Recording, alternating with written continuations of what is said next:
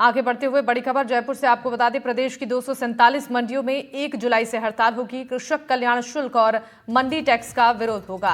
खाद्य कारोबार ठप होने की आशंका है। 1 जुलाई से 4 दिन की सांकेतिक हड़ताल भी है और राज्य सरकार की नीतियों के विरोध में फैसला लिया गया है। राजस्थान खाद्य पदार्थ व्यापार संघ का ये फैसला अनिश्चितकालीन बंद हो सकता है।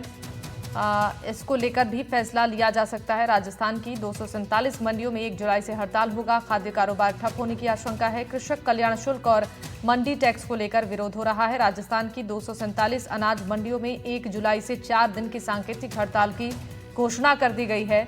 राजस्थान खाद्य पदार्थ व्यापार संघ ने राज्य सरकार की नीतियों के विरोध में ये फैसला लिया है। हड़ताल के चलते 5 जुलाई तक आटा, दाल, तेल, मसाले और अन्य खाद्य वस्तुओं का कारोबार प्रभावित रहेगा। इसके बाद 5 जुलाई को व्यापारियों की बैठक में अनिश्चितकालीन बंद को लेकर निर्णय लिया जाएगा।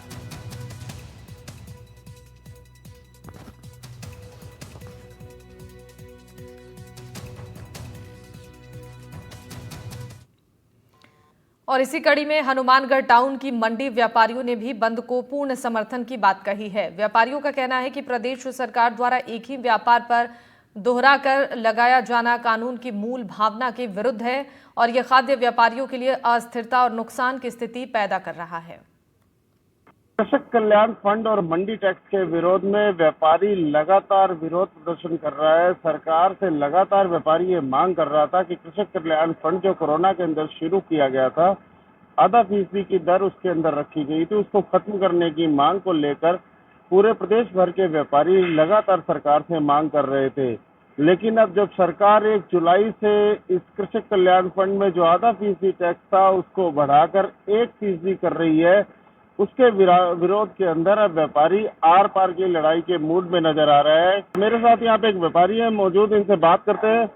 अतुल जी, आप बताएं किस तरह से देखते हैं, क्या डिमांड है आपकी, किस बात का विरोध कर रहे हैं आप लोग? मनीष जी, जैसा आपको ज्ञात है कि कोरोना काल के अंदर व्यापारियों के यहाँ किसानों को आने में दिक्कत हो रही थी, उनका माल बिकने में दिक्कत हो रही थी।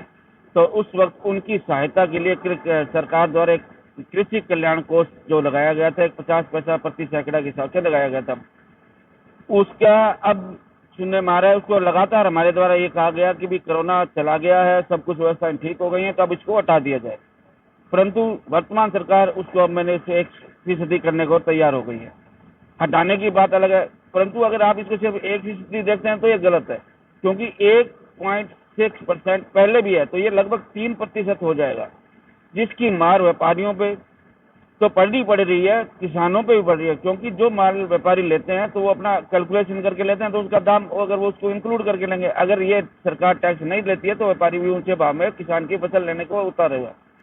परंतु सरकार के मनमाने रवैये से और उनको पेट भराई के लिए तो अपना पेट काट के, और जबकि हमारा जो कमीशन है वो पहले 2.5% हुआ करता था, जो 2.25 कर दिया और अब 2 कर दिया, उसमें निरंतर कमी करती जा रही है और अपने टैक्सेस में बढ़ती करती जा रही है। ये जो टैक्स है इससे खाली व्यापारी प्रभावित नहीं हो रहा है, जमींदार भी प्रभावित हो रहा है।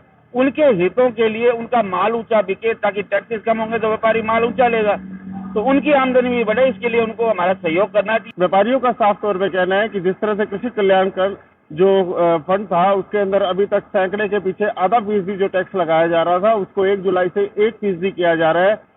ये सिर्फ न सिर्फ व्यापारियों के लिए बल्कि किसानों के लिए भी समस्या बन के उभर रहा है। अब व्यापारी साफ तौर पे अपनी तरफ बिल्कुल तटस्थ है। उसका कहना है कि जब तक सरकार उनकी ओर सकारात्मक निर्णय लेकर उन्हें राहत नहीं देती है इस कृषक कल्याण फंड में और मंडी टैक्स के अंदर, तब तक व्यापारी अब पीछे हटता हुआ नजर नहीं आ रहा है। एनडीटीवी के लिए मनीष शर्मा, हनुमानगढ़। और जयपुर